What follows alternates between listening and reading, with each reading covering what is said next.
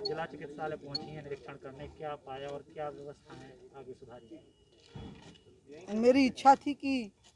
मैं जब जाऊं यहाँ पे तो सब स्थान देखने को मिले और यहाँ के चिकित्सालय के जो चिकित्सक दल है उन्हें कोई कठिनाई है तो उसमें मैं कोई सहयोग उनका कर सकूं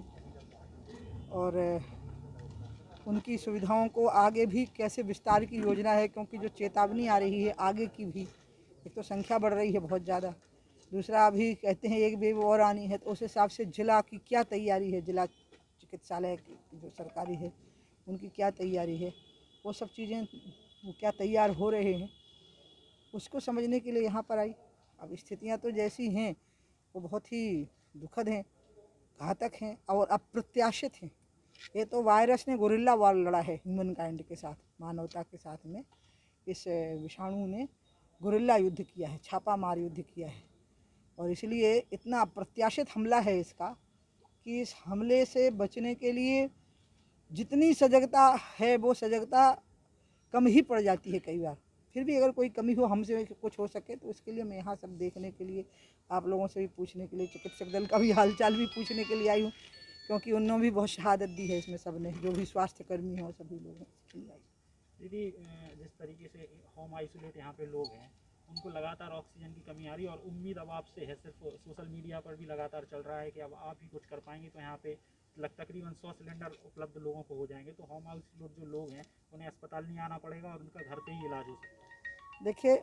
यहाँ जहाँ से ऑक्सीजन के सिलेंडर आते हैं वहाँ के उत्तर प्रदेश के जो प्रभारी मंत्री हैं कानपुर क्षेत्र के, सतीश महाना, कानपुर क्षेत्र में ही बुंदेलखंड आता है, कोरोना के प्रभारी हैं, उनसे मेरी बात हुई है और वो हमें कमी नहीं होने देंगे, ये तय हुआ है। और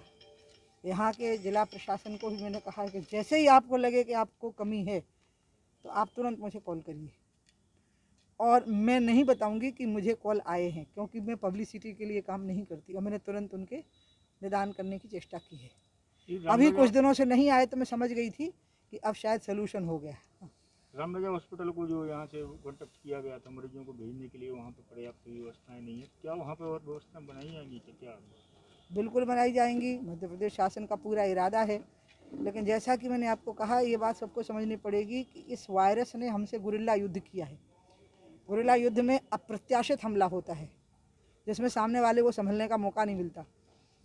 सबसे बड़ी दिक्कत है कि उसके लिए रनिंग स्टाफ कहाँ से आवे। सबसे नज़दीक झांसी मेडिकल है,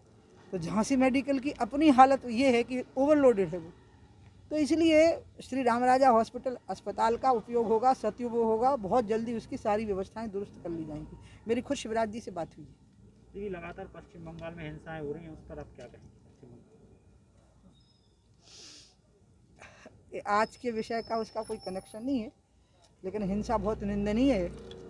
और मुझे तो आश्चर्य है कि ममता बनर्जी जी ने शपथ ली, क्योंकि वो चुनाव हार चुकी हैं, तो उनमें अगर नैतिक बल होता तो उनको अपनी ही पार्टी के किसी अन्य जीते हुए व्यक्ति को मुख्यमंत्री पद की शपथ दिलवानी चाहिए थी, क्योंकि वहाँ एक बात खुल गई है कि लोगों ने जो विश्वास जताया है वो टीएमसी में जताया है, ममता बनर्जी में नहीं। तभी तो ममता बनर्जी चुनाव हारी, और वहाँ से चुनाव हारी जहाँ से उनकी राजनीति शुरू हुई थी, उनकी तपस्या की जो भूमि थी संघर्ष की, जिसमें पूरा देश उनके साथ हो गया था, हम भी उनके साथ थे उस समय पे, उनका साथ दिया था, उनकी प्रशंसा की थी, उस जगह पर वो चुनाव हार गई हैं, तो उन्होंने मुख्यमंत्री पद की शपथ ले ली, यही शर्मनाक है। ये लोकतंत्र के लिए उचित नहीं, उनको नहीं लेनी चाहिए, उनको किसी दूसरे को दिलवानी चाहिए थी। ठीक है।